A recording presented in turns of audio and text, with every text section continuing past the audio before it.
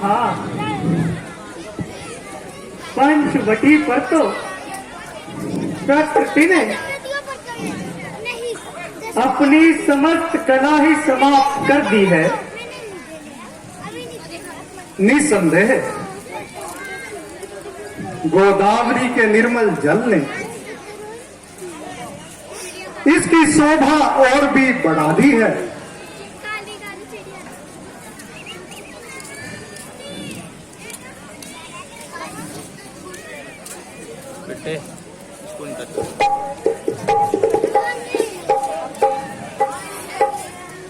प्रिय, आप तो पक्षीगण भी जंगल में अद्भुत ही क्रीड़ा कर रहे हैं।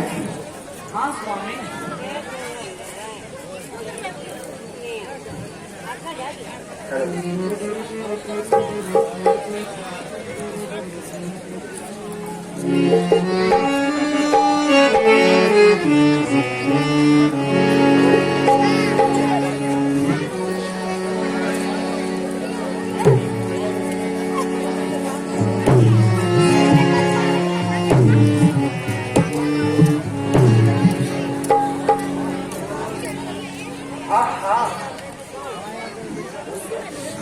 हमारी मनोकामना को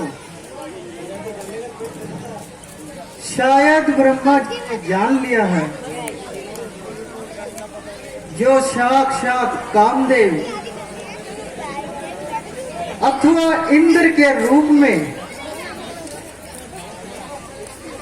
यहां भेज दिया।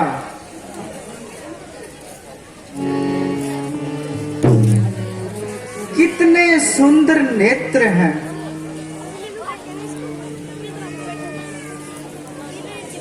अपना परिचय देने का कष्ट करेंगी देवी? क्यों नहीं? मैं लंकापति लंकेश्वर की बहन शूर्पणखा हूं। शूर्पणखा शुद्ध रूप, सब रूप महान है। इसमें तो कोई संदेह नहीं है देवी। संदेह इसमें भी नहीं है कि मैं इस रमणीक स्थान की महारानी हूं। मेरे भय से मनुष्य ही नहीं, देवता भी कांपते हैं। अवश्य ऐसा ही होगा देवी। कल मैंने इन्हें आखेट के निकट मृग के पीछे दौड़ते हुए देखा। देखती रही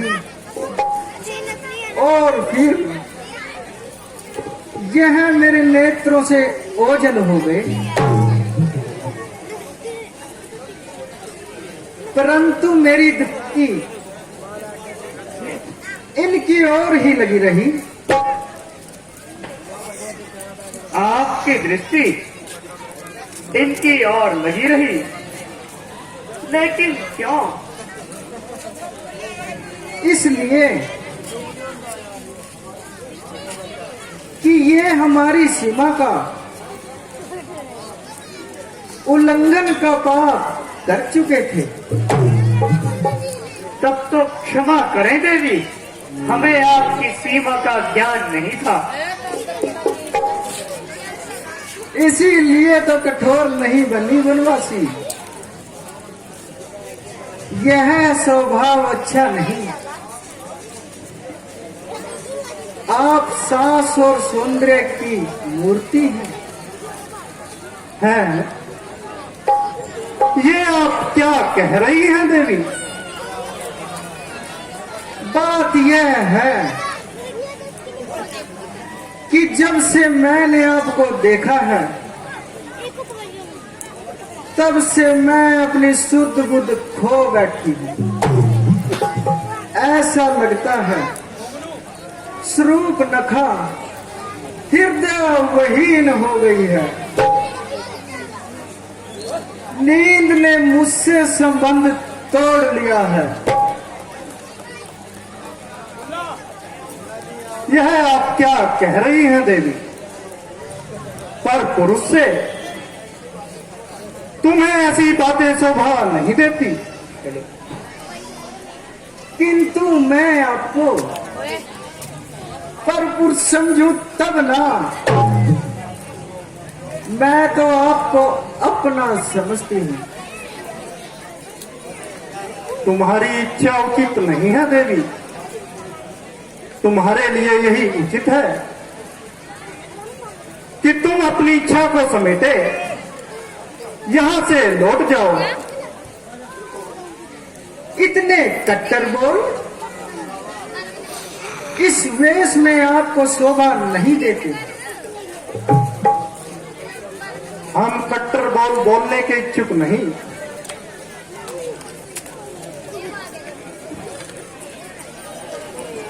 पहले मेरी राह अंधकार में थी, परंतु तुम्हारी सुंदर छवि के प्रकाश ने उसे प्रकाशित कर दिया।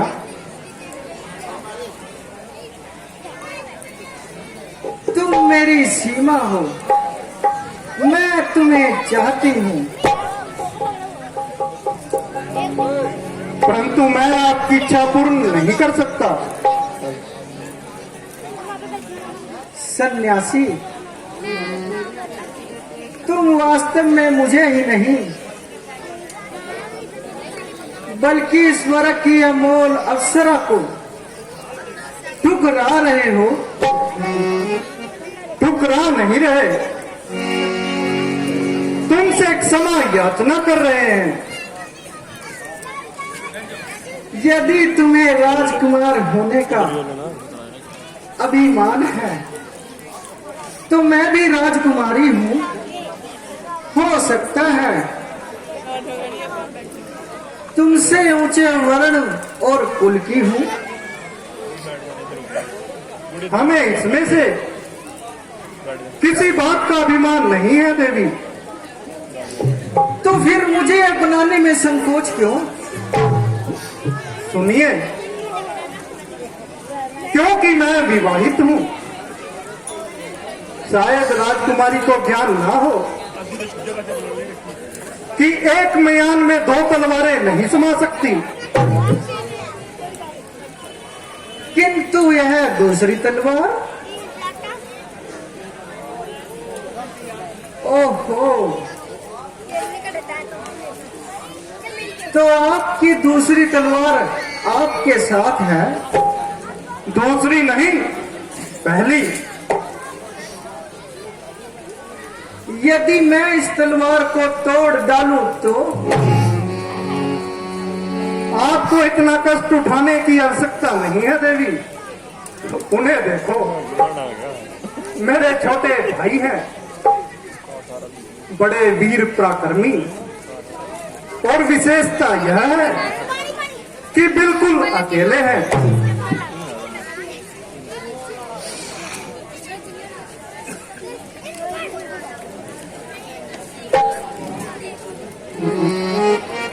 अजी, मैं तो आपसे यूं ही दिला रही थी। वास्तव में आपकी सुंदर छवि ने मेरे हृदय में हलचल मचा दी है। मैं आशा करती हूँ कि आप मुझे वर लेने में कोई संकोच नहीं होगा। बिल्कुल नहीं। भला स्वर्ग की अनुपम भेंट किसी को अखर सकती है? फिर मेरे लिए आपके क्या विचार हैं? मेरे विचारों की तो कुछ मत पूछिए देवी। वास्तव में यदि मैं स्वतंत्र होता तो बिना किसी बात का विचार किए आपको कब तक ठिकाने लगा चुका होता। ठिकाने? जी हाँ, ठिकाने। इसलिए कि आप यूं कवारी मन मन न भटकती। ठिकाने का अर्थ है विवाह बंधन में बंध जाना। ओहो,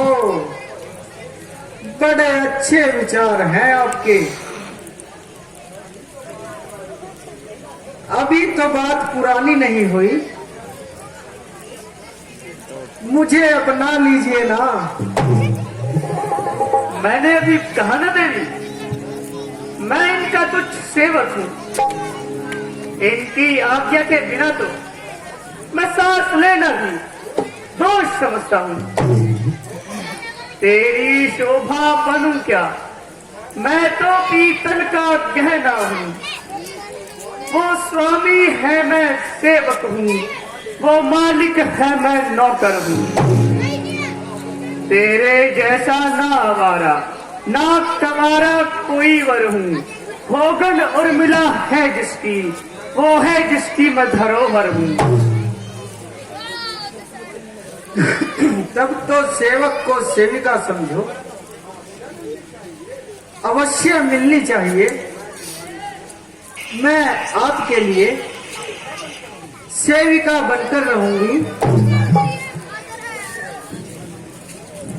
किंतु यह मेरे लिए शोभायमान नहीं है देवी। क्यों? एक दास होकर सुख व चैन की इच्छा करना ठीक उसी प्रकार है जैसे भिखारी के लिए मान की इच्छा करना। रोगी होकर सम्मान की इच्छा करना, मूर्ख होकर ज्ञान की इच्छा करना। फिर वही उपदेशों की भरमार। मैं यह बात सुनने नहीं आई राजकुमार। तो इससे अधिक अपने पास तो बस प्रभु राम का नाम है देवी।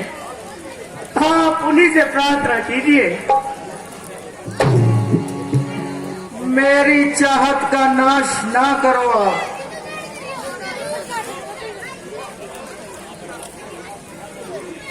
आप मेरी चाहत का नाश करो देवता। निर्लज्ज ना बनो।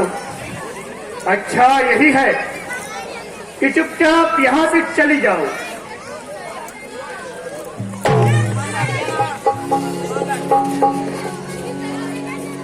ओहो, मेरे राज्य में रहकर मुझ पर ही हुक्म चलाया जा रहा है।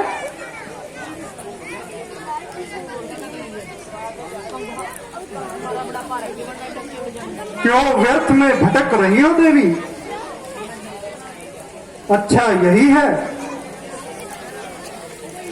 कि तुम अपनी इच्छा समेटे हुए यहां से चली जाओ। यह पाठ अपना विवाह करने से पूर्व पड़ा था क्या, या मेरी बारी में ही पूर्ण ज्ञानी हो गए? अज्ञानी के पास ज्ञान रहा है कभी?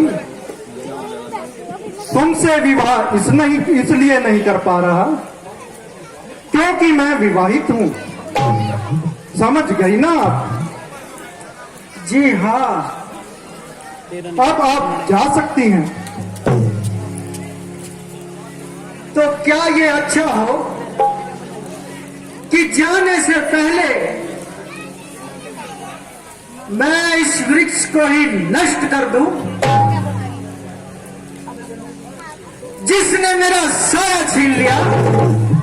सावधान चंडालिनी, मां सीता की ओर तुम्हारे हाथ बढ़ने से पहले लक्ष्मण के धनुष से निकला हुआ बाण तुम्हें धरती पर सुला देगा।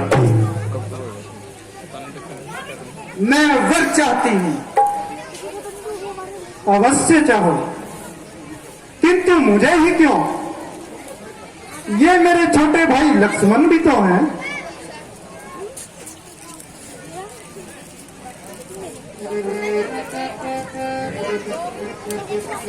मैं इनसे विवाह करने के लिए तैयार हूं भैया। तब तब आपने मुझे पहले क्यों नहीं बता दिया? मेरी आदत ही कुछ ऐसी है देवी। इधर आओ। ठाकुर जी पर कड़वे शब्दों की भेंट की है तो प्रसाद लेती जाओ। आज्ञा कीजिए। क्योंकि तुमने भाभी जी को बुरा भला कहा है, इसलिए उनसे क्षमा मांगो, फिर मैं तुमसे विवाह कर लूंगा। यह बात है।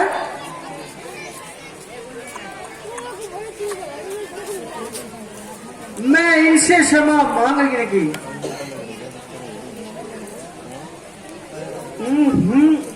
यूं नहीं देवी, राजकुमारी होकर क्षमा मांगना भी नहीं आता।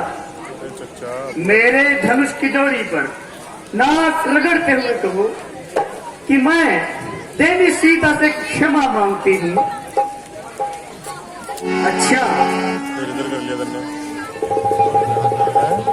मैं सीता से नहीं, तेरी सीता